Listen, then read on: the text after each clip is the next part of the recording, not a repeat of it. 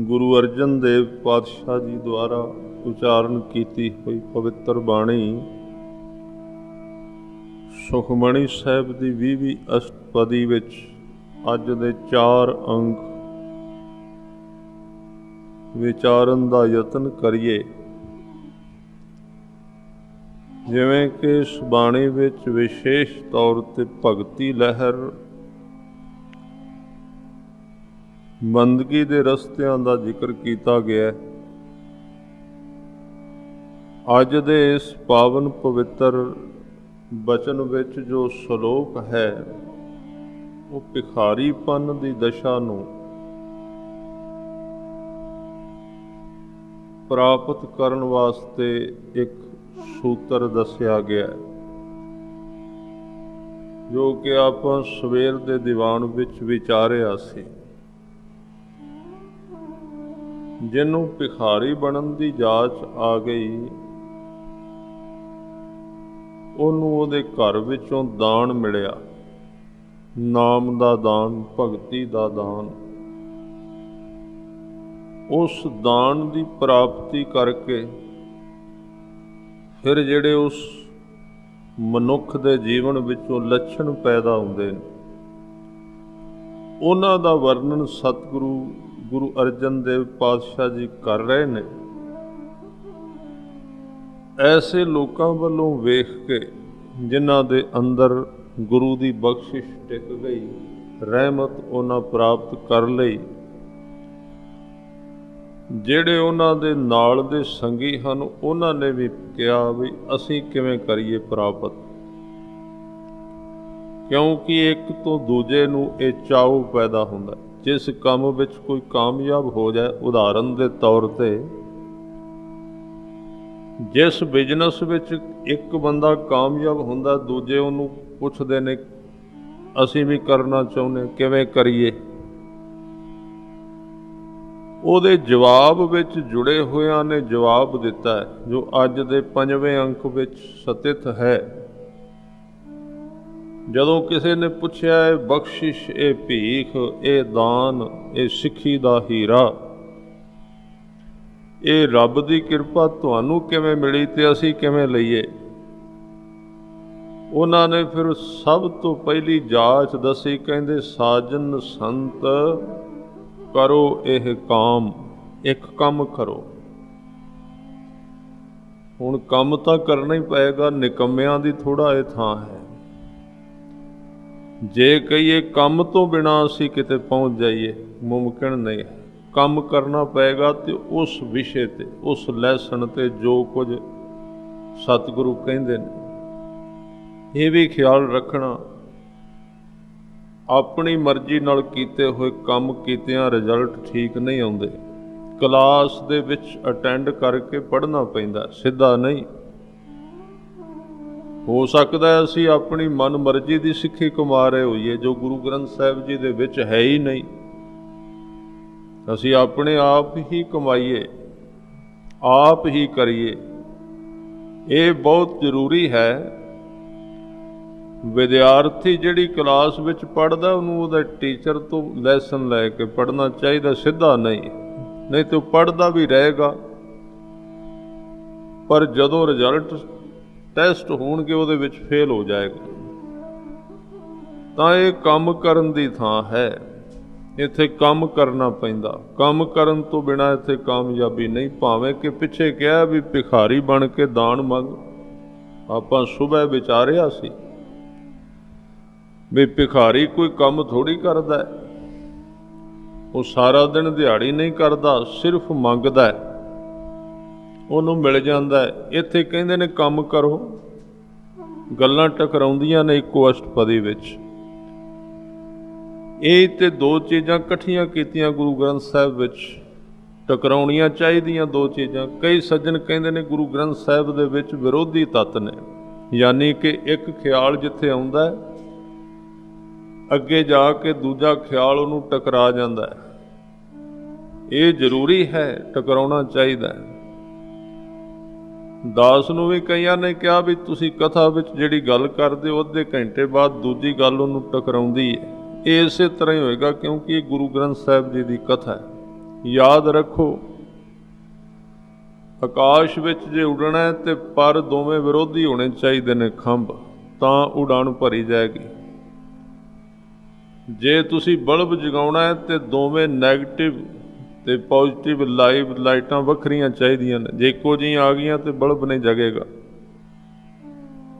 जिवें आपां साध संगत जी अग बालने आ, ਉਹਦੇ ਵਿੱਚ ਵਿਰੋਧੀ ਚੀਜ਼ਾਂ ਨੂੰ ਆਪਸ ਵਿੱਚ ਰਗੜਨਾ ਪੈਂਦਾ ਹੈ ਤਾਂ ਚੰਗਿਆੜੇ ਨਿਕਲਦੇ ਨੇ। ਇੱਥੇ ਸਤਿਗੁਰੂ ਕਹਿੰਦੇ ਭੀਖ ਮੰਗ ਤੂੰ ਭਿਖਾਰੀ ਬਣ, ਤੇ ਅੱਗੇ ਕਹਿੰਦੇ ਨੇ ਕੰਮ ਕਰ। ਮਹਾਰਾਜ ਕੰਮ ਕਿਹੜਾ ਕਰੀਏ? ਪਹਿਲਾਂ ਕਹਿੰਦੇ ਉਹ ਭੀਖ ਮੰਗੋ। ਕਹਿੰਦੇ ਕੰਮ ਕਰਨ ਪਹਿਲਾਂ ਭਿਖਾਰੀ ਤਾਂ ਕਿਹਾ ਵੀ ਇਹ ਕੰਮ ਕੀਤਿਆਂ ਰੱਬ ਵਸ ਵਿੱਚ ਨਹੀਂ ਆਉਂਦਾ। ਤੁਸੀਂ ਸੁਣਦੇ ਹੋ ਨਾ ਤੂੰ ਆਵੇ ਵਸ किता सियाणपै। जे सोचे भी मिण मिण के मैं जिंदगी जीवां ते गुरु नूं अपने वस विच कर लवां, ये भुलेखे विच ना रही।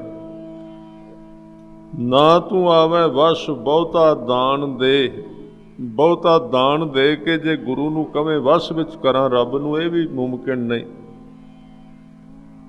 ना तू आवे वस धरती धाईऐ, ना तू आवे वस तीरथ नहाईऐ। ਇਹ ਕਿਸੇ ਕੰਮ ਨਾਲ ਤੂੰ ਵਸ ਨਹੀਂ ਆਉਂਦਾ, ਬਸ ਤੂੰ ਭਿਖਾਰੀ ਬਣਿਆ ਵਸ ਵਿੱਚ ਆਉਣਾ ਹੈ। ਤਾਂ ਜਿਹੜਾ ਅੱਜ ਕਹਿ ਰਹੇ ਨਾ ਸਾਜਨ ਸੰਤ ਕਰੋ ਇਹ ਕਾਮ, ਇਹ ਭਿਖਾਰੀ ਬਣਨ ਦੀ ਸਟੱਡੀ ਹੈ। ਉਹਦੇ ਵਾਸਤੇ ਸਿੱਖਣਾ ਪੈਂਦਾ। ਭਿਖਾਰੀ ਬਣਨ ਲਈ ਪਹਿਲਾਂ ਭਿਖਾਰੀਆਂ ਦੇ ਕੋਲ ਰਹਿਣਾ ਪੈਂਦਾ, ਖਿਆਲ ਰੱਖਣਾ। ਉਹਨਾਂ ਤੋਂ ਜਾਚ ਸਿੱਖਣੀ ਪੈਂਦੀ ਹੈ ਜੋ ਸਿਖਾਉਂਦੇ ਨੇ। ਵੀ ਸੱਜਣਾ ਜਦੋਂ ਤੂੰ ਗਿਆ ਨਾ ਪਹਿਲੇ ਦਿਨ ਆਕੜ ਕੇ ਨਾ ਖੜਾ ਹੋ ਵੀ ਦਰਵਾਜ਼ੇ ਦੇ ਅੱਗੇ। ਤੇਰਾ ਚਿਹਰਾ ਥੋੜ੍ਹਾ ਜਿਹਾ ਦੀਨ ਹੋਣਾ ਚਾਹੀਦਾ, ਗਰੀਬ ਹੋਣਾ ਚਾਹੀਦਾ। ਤੇਰੀਆਂ ਅੱਖਾਂ ਦੇ ਵਿੱਚ ਕੋਈ ਲਾਚਾਰਗੀ ਹੋਣੀ ਚਾਹੀਦੀ ਹੈ ਜਿਹਦੇ ਨਾਲ ਵੇਖ ਕੇ ਦੇਣ ਵਾਲਾ ਤੇਰੇ ਤੋਂ ਪ੍ਰਭਾਵਿਤ ਹੋ ਜਾਏ। ਤੂੰ ਕਿਤੇ ਅਧਿਕਾਰ ਨਾ ਕਰੀ ਵੀ ਜ਼ਰੂਰ ਭੀਖ ਦਿਓ, ਦੇਣ ਵਾਲਾ ਜਵਾਬ ਦੇ ਸਕਦਾ ਹੈ। ਇੱਥੇ ਇਹ ਕੰਮ ਹੈ ਕਿ ਸਿੱਖ ਨੇ ਭੀਖ ਕਿਵੇਂ ਮੰਗਣੀ, ਉਸ ਜਾਚ ਨੂੰ ਸਿੱਖਣਾ।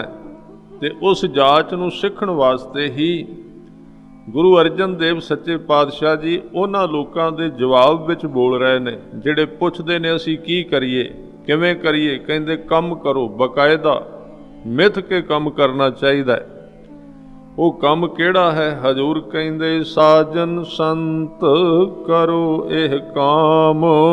ਇੱਕ ਕੰਮ ਕਰੋ, ਆਨ ਤਿਆਗ ਜਪੋ ਹਰ ਨਾਮ। ਹੋਰ ਗੱਲਾਂ ਨੂੰ ਪਹਿਲਾਂ ਛੱਡੋ, ਵਿਸਾਰ ਦਿਓ, ਕਿਉਂਕਿ ਧਰਮ ਦੇ ਮਾਰਗ ਤੇ ਹੋਰ ਗੱਲਾਂ ਤੁਹਾਨੂੰ ਬਹੁਤ ਮਿਲਣਗੀਆਂ। ਨਾਮ ਤੋਂ ਬਿਨਾਂ ਬਾਕੀ ਦੀਆਂ ਗੱਲਾਂ ਬੜੀਆਂ ਮਿਲ ਜਾਣਗੀਆਂ, ਬੜੇ ਸਿਖਾਉਣਗੇ ਇਹ ਕਰੋ ਉਹ ਕਰੋ, ਪਰ ਉਹ ਤੁਹਾਡੇ ਕੰਮ ਨਹੀਂ ਆਉਣਗੀਆਂ ਕੋਈ ਚੀਜ਼ਾਂ।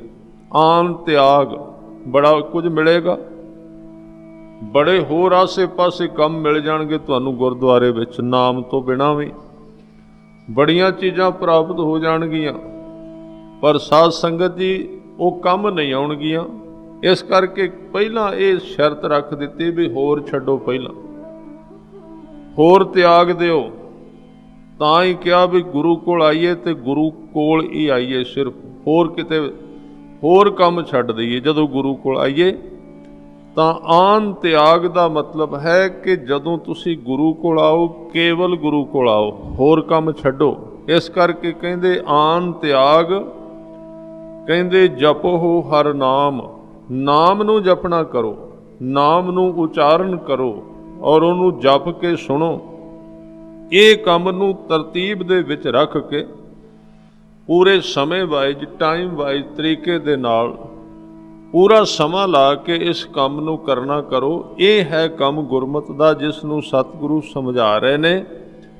ਤੇ ਇਸ ਤੋਂ ਅੱਗੇ ਕਹਿੰਦੇ ਸਿਮਰ ਸਿਮਰ ਸਿਮਰ ਸੁਖ ਪਾਵਹੁ। ਜਦੋਂ ਤੁਸੀਂ ਉਹਨੂੰ ਜਪੋਗੇ ਉਹਦੇ ਨਾਲ ਤੁਹਾਡਾ ਸੰਬੰਧ ਬਣਨਾ ਸ਼ੁਰੂ ਹੋ ਜਾਏਗਾ।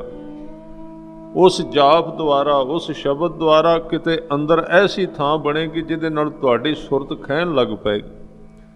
ਕੋਈ ਇਸ ਤਰ੍ਹਾਂ ਦਾ ਟਿਕਾਣਾ ਹੋ ਜਾਏਗਾ ਜਿੱਥੇ ਤੁਸੀਂ ਟਿਕ ਸਕੋਗੇ ਅੰਦਰ। ਉਹਨੂੰ ਫਿਰ ਕਹਿੰਦੇ ਹੁਣ ਸਿਮਰਨ ਕਰਨਾ।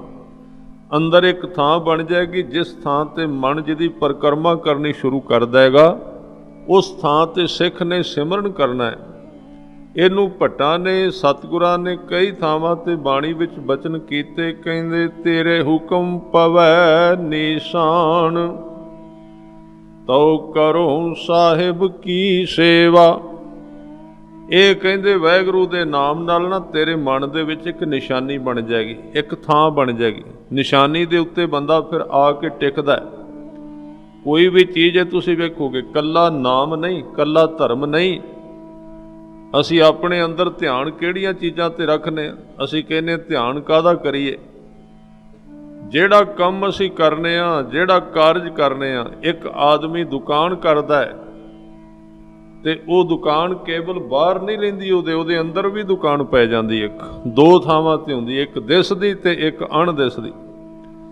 ਇੱਕ ਦੁਕਾਨ ਉਹਦੇ ਬਾਹਰ ਹੈ, ਫਿਜ਼ੀਕਲ ਦਿਸਦੀ, ਤਸਵੀਰ ਲੈ ਸਕਦੇ ਹੋ, ਉਹਦਾ ਨਾਮ ਹੈ, ਉਹਦਾ ਮੁਹੱਲਾ ਹੈ। ਪਰ ਉਹ ਹੀ ਪੂਰੀ ਦੀ ਪੂਰੀ ਦੁਕਾਨ, ਉਹ ਹੀ ਸਾਰਾ ਸੌਦਾ, ਸਾਰੀਆਂ ਆਈਟਮ ਜਿੰਨੀਆਂ ਨੇ, ਉਹ ਉਹਦੇ ਮਨ ਦੇ ਵਿੱਚ ਇੱਕ ਦੁਕਾਨ ਬਣ ਜਾਂਦੀ। ਇੱਕ ਬਾਹਰ ਬਣਦੀ, ਇੱਕ ਅੰਦਰ।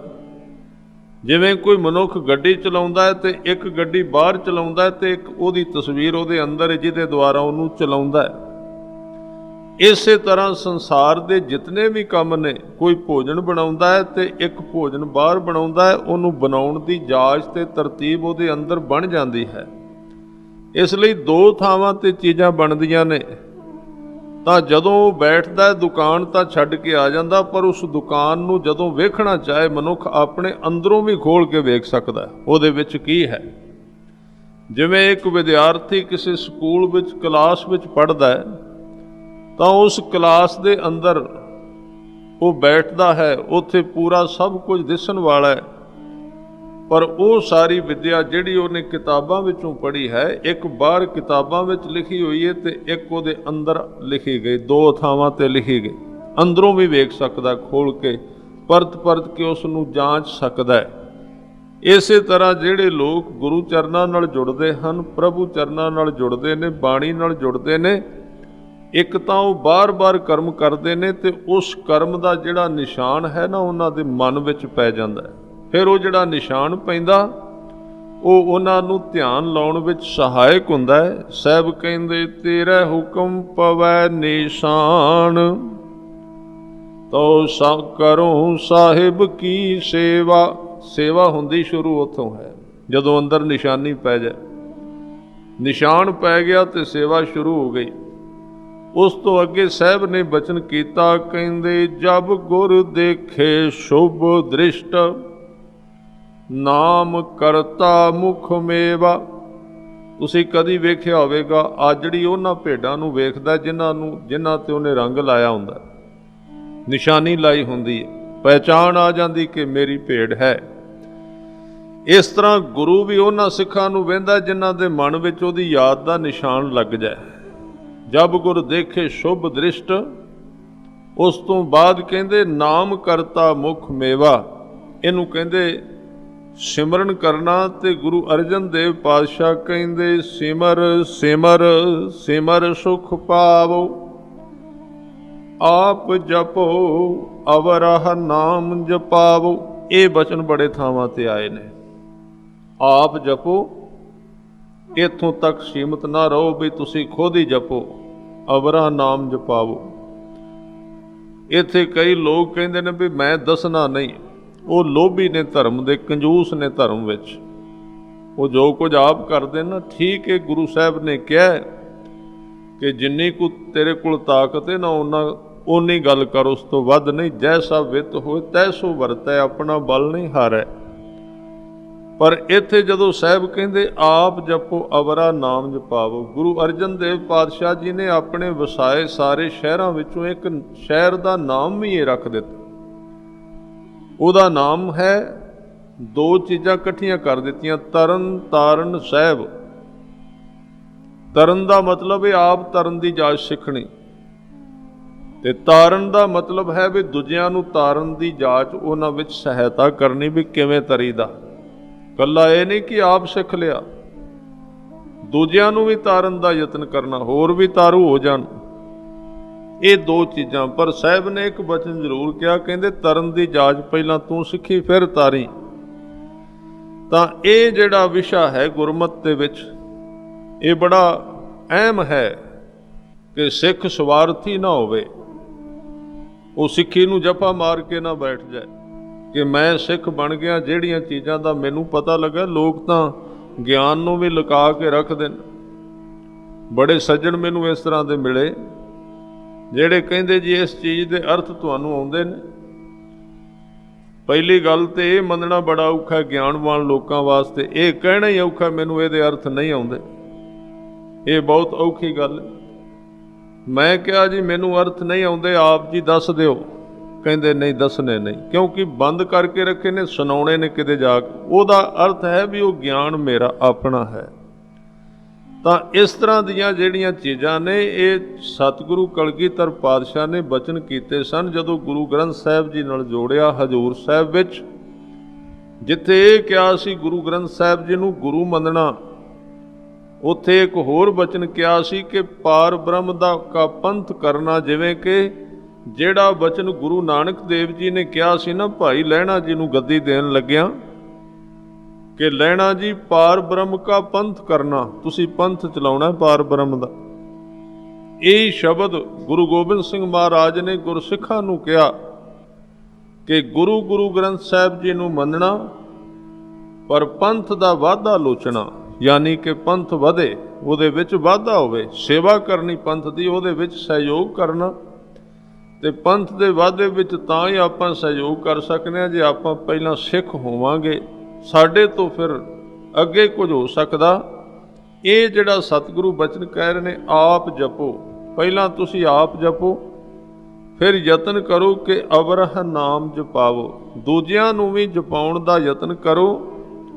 ਫਿਰ ਹਜ਼ੂਰ ਕਹਿੰਦੇ ਭਗਤ ਭਾਏ ਤਰੀਐ ਸੰਸਾਰ, ਜਿਹੜਾ ਕਿ ਬੜਾ ਹੀ ਬਿਖਮ, ਬਹੁਤ ਹੀ ਔਖਾ ਹੈ ਇਹ ਸੰਸਾਰ ਸਮੁੰਦਰ। ਬੜੀ ਵਾਰੀ ਗੁਰਬਾਣੀ ਦੇ ਵਿੱਚ ਸ਼ਬਦ ਆਉਣਗੇ, ਤਰਨ ਦੀ ਗੱਲ ਕੀਤੀ ਜਾਏਗੀ, ਤਰੋ ਕਿਸੇ ਚੀਜ਼ ਤੋਂ। ਬਹੁਤਾਤ ਵਿੱਚ ਅਸੀਂ ਪੜ੍ਹੀ ਜਾਂਦੇ ਹਾਂ, ਪੜ੍ਹਾਈ ਜਾਂਦੇ ਹਾਂ, ਚੱਲਦਾ ਰਹਿੰਦਾ, ਅਖੰਡ ਪਾਠ ਸਾਹਿਬ ਚੱਲਦੇ ਨੇ, ਬਹੁਤ ਕੁਝ ਹੁੰਦਾ ਹੈ। ਬੜੇ ਸ਼ਬਦ ਨੇ ਗੁਰੂ ਗ੍ਰੰਥ ਸਾਹਿਬ ਦੇ ਵਿੱਚ ਜਿਨ੍ਹਾਂ ਨੂੰ ਜਾਣਨ ਵਾਸਤੇ ਅਸੀਂ ਬਿਲਕੁਲ ਤਿਆਰ ਹੀ ਨਹੀਂ ਹਾਂ। ਕਈ ਥਾਵਾਂ ਤੇ ਆਏਗਾ ਸੰਸਾਰ ਨੂੰ ਤਰਨਾ ਚਾਹੀਦਾ। ਜੇ ਸਾਨੂੰ ਪੁੱਛਿਆ ਜਾਏ ਕਿੱਥੇ ਹੈ ਉਹ ਸੰਸਾਰ ਸਮੁੰਦਰ ਜਿਹਨੂੰ ਤਰਨ ਦੀ ਗੱਲ ਕਰਦੇ ਹੋ, ਤੁਸੀਂ ਜਿਸ ਬਾਣੀ ਨੂੰ ਪੜ੍ਹਦੇ ਹੋ ਸਮੁੰਦਰ ਕਿਹੜਾ ਹੈ, ਤਾਂ ਘੱਟ ਹੀ ਉਹਦਾ ਜਵਾਬ ਮਿਲੇਗਾ, ਕਿਉਂਕਿ ਇਹ ਰਵਾਇਤ ਬਣ ਜਾਂਦੀ ਸਹਿਜੇ ਸਹਿਜੇ। ਸਤਿਗੁਰੂ ਨੇ ਸਰੀਰ ਨੂੰ ਹੀ ਸਮੁੰਦਰ ਕਿਹਾ ਹੈ। ਸਮੁੰਦ ਵਿਰੋਲ ਸਰੀਰ ਹਮ ਦੇਖਿਆ, ਸਮੁੰਦਰ ਸਰੀਰ ਹੈ, ਹੋਰ ਕੋਈ ਨਹੀਂ। ਜਦੋਂ ਗੁਰੂ ਗ੍ਰੰਥ ਸਾਹਿਬ ਜੀ ਦੀ ਬਾਣੀ ਵਿੱਚ ਸਮੁੰਦਰ ਦੀ ਗੱਲ ਆਏਗੀ ਨਾ, ਭਗਤ ਜੀ ਕਹਿੰਦੇ ਸੰਸਾਰ ਸਮੁੰਦੇ ਤਾਰ ਗੋਬਿੰਦੇ ਤਾਰ ਲੈ ਬਾਪ ਬੀਠਲਾ, ਉੱਥੇ ਕੋਈ ਪ੍ਰਸ਼ਾਂਤ ਮਹਾਸਾਗਰ ਨਹੀਂ, ਕੋਈ ਹਿੰਦ ਮਹਾਸਾਗਰ ਨਹੀਂ, ਕੋਈ ਦਰਿਆ ਨਹੀਂ, ਕੋਈ ਸਮੁੰਦਰ ਨਹੀਂ। ਜਿੱਥੇ ਵੀ ਗੁਰਬਾਣੀ ਵਿੱਚ ਸਮੁੰਦਰ ਦੀ ਗੱਲ ਆਵੇਗੀ ਕਿ ਤਿਤ ਸਰ ਵਰੜੈ ਭਈਲੇ ਨਿਵਾਸਾ, ਪਾਣੀ ਪਾਵਕ ਤਿਨੈ ਕੀ, ਜਦੋਂ ਸਮੁੰਦਰ ਕਿਹਾ ਜਾਏਗਾ ਉਹਦੇ ਅਰਥ ਹੋਣਗੇ ਸਾਡਾ ਸਰੀਰ। ਕਿਉਂਕਿ ਬੰਦਾ 7 ਸਮੁੰਦਰ ਤਰ ਜਾਂਦਾ ਹੈ, ਸਰੀਰ ਨੂੰ ਨਹੀਂ ਤਰਿਆ ਜਾਂਦਾ। ਸਰੀਰ ਨੂੰ ਤਰਨਾ ਬੜਾ ਕਠਿਨ। ਤੁਸੀਂ ਦੂਰ ਨਾ ਜਾਓ, ਆ ਬੰਦੇ ਦੀ ਛੋਟੀ ਜੀ ਰਸਨਾ ਹੈ, ਇਹ ਨਹੀਂ ਇਹਦੇ ਕੰਟਰੋਲ ਵਿੱਚ ਆਉਂਦੀ। ਹੋਰ ਤਾਂ ਸਰੀਰ ਕੰਟਰੋਲ ਕਰਨਾ ਬੜਾ ਔਖਾ ਹੈ, ਰਸਨਾ ਕੰਟਰੋਲ ਨਹੀਂ ਆਉਂਦੀ। ਇਹ ਦੋ ਕੰਮ ਕਰਦੀ, ਇਹਨੂੰ ਝੂਠ ਤੋਂ ਵਰਜਣਾ, ਨਿੰਦਿਆ ਤੋਂ ਵਰਜਣਾ, ਤੇ ਇਹਨੂੰ ਗਲਤ ਖਾਣ ਤੋਂ ਅਸੀਂ ਨਹੀਂ ਵਰਜ ਸਕੇ ਅੱਜ ਤੱਕ। ਤਾਂ ਇਹਦਾ ਮਤਲਬ ਅਸੀਂ ਅਜੇ ਤੱਕ ਰਸਨਾ ਨੂੰ ਨਹੀਂ ਤਰ ਸਕੇ। ਇਹੀ ਹੈ ਤਰਨਾ, ਹੋਰ ਕੋਈ ਉੱਥੇ ਪਾਣੀ ਨਹੀਂ ਹੈ। ਸਰੀਰ ਦੇ ਉਹਨਾਂ ਰਸਾਂ ਨੂੰ ਤਰਨਾ ਜੋ ਬੁਰਾਈਆਂ ਨਾਲ ਪਰਿਪੂਰਤ ਨੇ। ਤਾਂ ਇਹ ਸਮੁੰਦਰ ਹਨ ਭਰੇ, ਇਹਨਾਂ ਨੂੰ ਪਾਰ ਲੰਘਣਾ ਬੜਾ ਕਠਿਨ ਹੈ। ਜਦੋਂ ਅਸੀਂ ਇਹਨਾਂ ਸਮੁੰਦਰਾਂ ਨੂੰ ਨਹੀਂ ਲੰਘ ਸਕਦੇ, ਨਾ ਅਸੀਂ ਰਸਨਾ ਦਾ ਝੂਠ ਰੋਕ ਸਕਦੇ ਹਾਂ, ਨਾ ਇਹਦੇ ਤੋਂ ਨਿੰਦਿਆ ਰੋਕ ਸਕਦੇ ਹਾਂ, ਨਾ ਕੰਨਾਂ ਦੇ ਨਾਲ ਅਸੀਂ ਆਪਣੀ ਉਸਤਤ ਸੁਣਨੀ ਰੋਕ ਸਕਦੇ ਹਾਂ। ਜਦੋਂ ਇਹ ਚੀਜ਼ਾਂ ਸਾਡੇ ਤੋਂ ਨਹੀਂ ਰੁਕਦੀਆਂ ਤੇ ਸਾਨੂੰ ਫਿਰ ਇਸ ਤਰ੍ਹਾਂ ਦੇ ਵਿਆਖਿਆਕਾਰ ਵੀ ਮਿਲ ਜਾਣਗੇ ਜਿਹੜੇ ਸਾਨੂੰ ਸਮੁੰਦਰ ਦਾ ਦੱਸਣ ਵੀ ਇੱਕ ਸਮੁੰਦਰ ਹੁੰਦਾ, ਉਹਦੇ ਤੋਂ ਲੰਘੀ ਦਾ ਪਾਰ। ਤੇ ਜਿਨ੍ਹਾਂ ਨੂੰ ਦੱਸਿਆ ਜਾਂਦਾ ਉਹ ਵੀ ਕਹਿੰਦੇ ਜੀ ਜਦੋਂ ਨਾਮ ਜਪੀਦਾ ਨਾ ਅੱਗੇ ਪਾਣੀ ਆ ਜਾਂਦਾ, ਬਸ ਉਹਦੇ ਤੋਂ ਤਰ ਜਾਈਦਾ, ਸਮੁੰਦਰ ਤਰ ਗਿਆ। ਉੱਥੇ ਕਿਹੜਾ ਪਾਣੀ? ਇਹ ਗਲਤ ਧਾਰਨਾਵਾਂ ਨੇ ਬਿਲਕੁਲ। ਧਾਰਮਿਕ ਦੁਨੀਆ ਦੇ ਵਿੱਚ ਕਲਪਨਾ ਕੀਤੀਆਂ ਤਾਂ ਗਈਆਂ ਕਿ ਮਨੁੱਖ ਅਸਲੀਅਤ ਨੂੰ ਜੀਵਨ ਵਿੱਚ ਅਪਣਾਉਣਾ ਨਹੀਂ ਚਾਹੁੰਦਾ। ਇਸੇ ਕਰਕੇ ਆਕਾਸ਼ ਵਿੱਚ ਸਵਰਗਾ ਦੇ ਸੁਪਨੇ ਲਏ ਗਏ, ਜੰਨਤ ਦੀਆਂ ਗੱਲਾਂ ਕੀਤੀਆਂ ਗਈਆਂ, ਕਿਉਂਕਿ ਜੰਨਤ ਦੇ ਕੋਲ ਹੀ ਸੀ ਜੀਵਨ ਦੇ ਵਿੱਚ। ਉਹਦੇ ਵਿੱਚ ਅਸੀਂ ਜਾਣਾ ਨਹੀਂ ਸੀ। ਅਸੀਂ ਫਿਰ ਦੇਵਤੇ ਬਣਾਏ, ਕਈ ਕੁਝ ਬਣਾਇਆ, ਕਹਾਣੀਆਂ ਬਣਾਈਆਂ, ਲੋਕਾਂ ਦਾ ਮਨ ਪਰਚਾਇਆ, ਆਪਣੀਆਂ ਜੇਬਾਂ ਭਰੀਆਂ ਤੇ ਘਰ ਚਲੇ ਗਏ। ਗੁਰੂ ਗ੍ਰੰਥ ਸਾਹਿਬ ਕਹਿੰਦੇ ਨਹੀਂ, ਜੀਵਨ ਹੀ ਤੇਰਾ ਸਮੁੰਦਰ, ਇਹਨੂੰ ਸਮਝ, ਇਹਨੂੰ ਤਰਨ ਦਾ ਯਤਨ ਕਰ। ਇਹਨੂੰ ਕਹਿ ਸਮੁੰਦ ਵਿਰੋਲ ਸਰੀਰ ਹਮ ਦੇਖਿਆ। ਇਹ ਸਰੀਰ ਹੀ ਤੇਰਾ ਸਮੁੰਦਰ ਹੈ। ਗੁਰੂ ਕੇ ਸ਼ਬਦ ਦੀ ਬੇੜੀ ਤੇ ਚੜ੍ਹ ਕੇ ਇਸ ਸਰੀਰ ਤੋਂ ਤਰਨ ਵਾਸਤੇ ਜੱਦੋ ਜਹਿਦ ਕਰ। ਇਹਨੂੰ ਸਿੱਖੀ ਦਾ ਕੰਮ ਕਹਿੰਦੇ। ਸਾਜਨ ਸੰਤ ਕਰੋ ਇਹ ਕੰਮ। ਇਹ ਕੰਮ ਸ਼ੁਰੂ ਕਰਦੇ ਛੋਟਾ ਛੋਟਾ ਕਰਕੇ, ਤਾਂ ਉਹ ਜਿਹੜਾ ਸੰਸਾਰ ਸਮੁੰਦਰ ਸਰੀਰ ਹੈ ਉਹਨੂੰ ਕਾਹਦੇ ਨਾਲ ਤਰੀਦਾ? ਕਹਿੰਦੇ ਭਗਤ ਭਾਏ, ਭਾਵਨਾ ਨਾਲ ਭਗਤੀ ਕਰਕੇ, ਪ੍ਰੇਮ ਦੁਆਰਾ ਇਸ ਸੰਸਾਰ, ਇਸ ਸਰੀਰ ਸਮੁੰਦਰ ਨੂੰ ਤਰ ਜਾਈਦਾ। ਔਰ ਫਿਰ ਕਹਿੰਦੇ ਬਿਨ ਭਗਤੀ ਤਨ ਹੋਸੀ ਸ਼ਾਰ। ਤਨ ਅੱਗੇ ਸ਼ਬਦ ਕਹਿ ਦਿੱਤਾ, ਸਾਫ਼ ਕਰ ਦਿੱਤਾ ਕਿ ਸਰੀਰ ਦੀ ਗੱਲ ਚੱਲ ਰਹੀ। ਬਿਨ ਭਗਤੀ ਤਨ ਹੋਸੀ ਸ਼ਾਰ, ਮਿੱਟੀ ਹੋ ਜਾਏਗਾ ਇਹ ਸਰੀਰ ਜਿਹੜਾ ਬੰਦਗੀ ਤੋਂ ਬਿਨਾਂ। ਉਹਦੇ ਤੋਂ ਪਹਿਲਾਂ ਇਸ ਨੂੰ ਵਰਤ ਲੈਣਾ ਚਾਹੀਦਾ, ਉਹਦੇ ਤੋਂ ਪਹਿਲਾਂ ਇਹਦੀ ਵਰਤੋਂ ਕਰ ਲੈਣੀ ਚਾਹੀਦੀ। ਇਹ ਸਰੀਰ ਅਖੀਰ ਨੂੰ ਮਿੱਟੀ ਹੋਣ ਵਾਲਾ ਹੈ। ਹਜ਼ੂਰ ਕਹਿੰਦੇ ਸਰਬ ਕਲਿਆਣ ਸੁਖ ਨਿਧ ਨਾਮ। ਸਾਰੀਆਂ ਚੜ੍ਹਦੀਆਂ ਕਲਾ ਦਾ ਮੂਲ ਸਰੋਤ ਨਾਮ ਹੈ। ਉਹਦੇ ਵਿੱਚੋਂ ਹਰ ਪ੍ਰਕਾਰ ਦੀ ਚੜ੍ਹਦੀ ਕਲਾ ਪੈਦਾ ਕੀਤੀ ਜਾ ਸਕਦੀ। ਬੂੜਤ ਜਾਤ ਪਾਏ ਬਿਸ਼ਰਾਮ।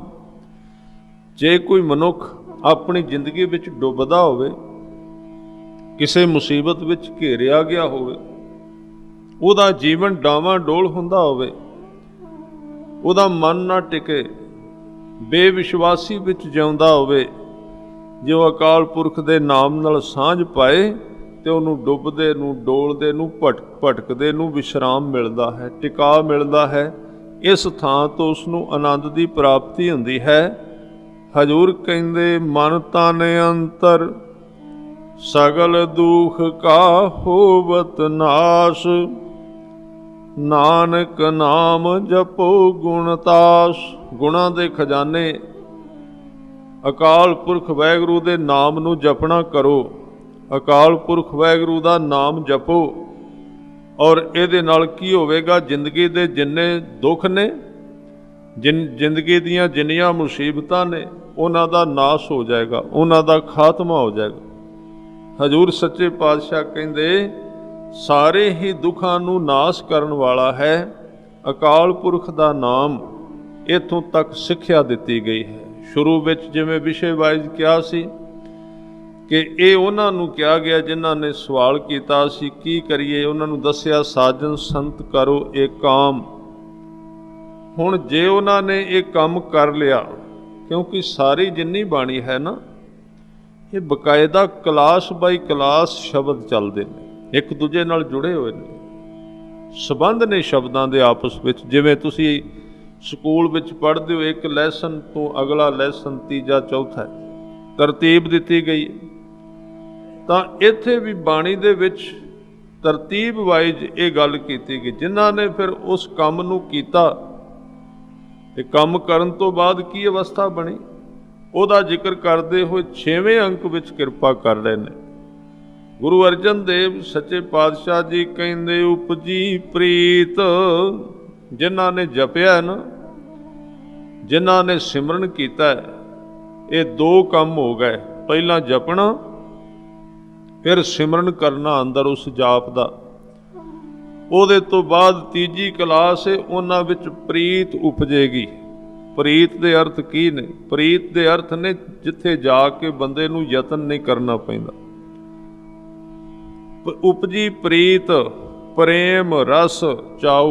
ਇਹ ਸਾਰੇ ਚੀਜ਼ਾਂ ਜੀਵਨ ਵਿੱਚ ਭਰੀਆਂ ਗਈਆਂ। ਪ੍ਰੀਤ ਦਾ ਅਰਥ ਕੀ? ਬੜੇ ਸ਼ਬਦ ਨੇ ਜਿਹੜੇ ਗੁਰੂ ਗ੍ਰੰਥ ਸਾਹਿਬ ਵਿੱਚ ਪ੍ਰੀਤ ਦੀ ਵਿਆਖਿਆ ਕਰਦੇ ਨੇ। ਪ੍ਰੀਤ ਦਾ ਅਰਥ ਹੈ ਜਿਹੜੀ ਚੀਜ਼ ਤੋਂ ਬੰਦੇ ਦਾ ਮਨ ਨਾ ਰੁਕੇ, ਉਹਨੂੰ ਕਹਿੰਦੇ ਪ੍ਰੀਤ ਲੱਗ ਗਈ ਹੈ, ਪ੍ਰੇਮ ਲੱਗ ਗਿਆ, ਚਾਹੁੰਦਾ ਵੀ ਉਸ ਨੂੰ, ਹਟਾਉਣਾ ਵੀ ਚਾਹੁੰਦਾ। ਜਿਹਨੂੰ ਹਜ਼ੂਰ ਬਾਣੀ ਵਿੱਚ ਕਹਿੰਦੇ ਅਬ ਇਹ ਪ੍ਰੀਤ ਮਹਾ ਪਰਬਲ ਭਈ, ਮਨ ਤੇ ਕਬਹੂ ਨਾ ਬਿਸਰਤ ਹਰੀ। ਹੁਣ ਇਹ ਪ੍ਰੀਤ ਪਰਬਲ ਹੋ ਗਈ। ਪਰਬਲ ਦਾ ਮਤਲਬ ਜ਼ੋਰ ਫੜ ਗਈ, ਮਨ ਤੋਂ ਕਦੀ ਉਹਦੀ ਯਾਦ ਭੁੱਲਦੀ ਨਹੀਂ, ਪ੍ਰੀਤ ਪੱਕੀ ਪੈ ਗਈ, ਪ੍ਰੇਮ ਡੂੰਘਾ ਹੋ ਗਿਆ, ਹੁਣ ਕਰਨਾ ਨਹੀਂ ਪੈਂਦਾ, ਹੁਣ ਉਹਦੇ ਤੋਂ ਛੁੱਟਿਆ ਨਹੀਂ ਜਾਂਦਾ। ਜਿਹਨੂੰ ਕਬੀਰ ਸਾਹਿਬ ਆਪਣੀ ਬਾਣੀ ਵਿੱਚ ਕਹਿੰਦੇ ਕਬੀਰ ਬਿਰਹੋਂ ਭੁਯੰਗਮ ਮਨ ਬਸੈ, ਮੰਤ ਨ ਮਾਨੈ ਕੋਈ। ਅਸੀਂ ਤਾਂ ਇੱਧਰ ਕਹਿੰਦੇ ਆ ਨਾ, ਹੁਣ ਵੇਖੋ ਜੀਵਨ ਦਾ ਹਿਸਾਬ ਕਿਵੇਂ ਦਾ ਹੈ। ਅਸੀਂ ਕਹਿੰਦੇ ਆ ਪ੍ਰੀਤ ਇੱਧਰ ਨਹੀਂ ਲੱਗਦੀ ਗੁਰੂ ਨਾਲ, ਸੰਸਾਰ ਵਿੱਚ ਆਪੇ ਹੀ ਲੱਗ ਜਾਂਦੀ, ਲਾਉਣੀ ਨਹੀਂ ਪੈਂਦੀ। ਸਤਿਗੁਰੂ ਕਹਿੰਦੇ ਜਿਨ੍ਹਾਂ ਦੀ ਪ੍ਰੀਤ ਗੁਰੂ ਚਰਨਾਂ ਨਾਲ ਲੱਗ ਗਈ, ਉਹਨਾਂ ਨੂੰ ਇੱਧਰੋਂ ਵੀ ਤੋੜਨੀ ਔਖੀ ਹੋ ਜਾਂਦੀ, ਉਹਨਾਂ ਦੀ ਇੱਥੋਂ ਪ੍ਰੀਤ ਟੁੱਟਦੀ ਨਹੀਂ, ਅੰਦਰੋਂ ਨਿਕਲਦੀ ਨਹੀਂ। ਜੇ ਬਣੇ ਡੂੰਘੀ ਹੋਵੇ, ਜੇ ਪ੍ਰਯੋਜਨ ਹੋਵੇ ਤੇ ਡੂੰਘੀ ਪ੍ਰੀਤ ਉਹਨਾਂ ਨੂੰ ਲੱਗ ਗਈ, ਉਹਨਾਂ ਦੇ ਅੰਦਰੋਂ ਪ੍ਰੀਤ ਟੁੱਟਦੀ ਨਹੀਂ। ਅਬ ਇਹ ਪ੍ਰੀਤ ਮਹਾ ਪਰਬਲ ਭਈ, ਮਨ ਤੇ ਕਬਹੂ ਨਾ ਬਿਸਰਤ ਹਰੀ। ਕਬੀਰ ਬਿਰਹੋਂ ਭੁਯੰਗਮ ਮਨ ਵਸੈ, ਮਨ ਦੇ ਵਿੱਚ ਬਿਰਹੋਂ ਦਾ ਸੱਪ, ਭੁਯੰਗਮ ਦੇ ਅਰਥ ਨੇ ਸੱਪ ਵਸਦਾ। ਤੇ ਕਬੀਰ ਸਾਹਿਬ ਕਹਿੰਦੇ ਕਈ ਵਾਰੀ ਇਹਨੂੰ ਸਮਝਾਈਏ ਨਾ ਬਈ ਤੂੰ ਚੁੱਪ ਕਰਕੇ ਬੈਠ ਜਾ, ਮੰਤ ਨਾ ਮਾਨੈ ਕੋਈ, ਇਹ ਗੱਲ ਹੀ ਨਹੀਂ ਮੰਨਦਾ ਮੇਰੀ, ਇਹ ਅੰਦਰ ਡੰਗ ਮਾਰੀ ਜਾਂਦਾ ਹੈ। ਮੰਤ ਨਾ ਮਾਨੈ ਕੋਈ, ਰਾਮ ਵਿਯੋਗੀ ਨਾ ਜੀਐ, ਉਹ ਜਿਉਂਦਾ ਹੀ ਨਹੀਂ ਉਹਦੇ ਨਾਲ ਪ੍ਰੀਤ ਕਰਨ ਤੋਂ ਬਿਨਾਂ, ਜੀਐ ਤਾਂ ਬੌਰਾ ਹੋਏ। ਜੇ ਉਹਦੇ ਤੋਂ ਵੱਖਰਾ ਹੁੰਦਾ ਹੈ ਤੇ ਉਹ ਬੌਰਾ ਦਾ ਅਰਥ ਕਮਲਾ ਹੁੰਦਾ ਹੈ, ਭਾਵ ਆਪਣੇ ਆਪ ਨੂੰ ਉਹ ਬੌਰਾ ਪ੍ਰਤੀਤ ਕਰਦਾ।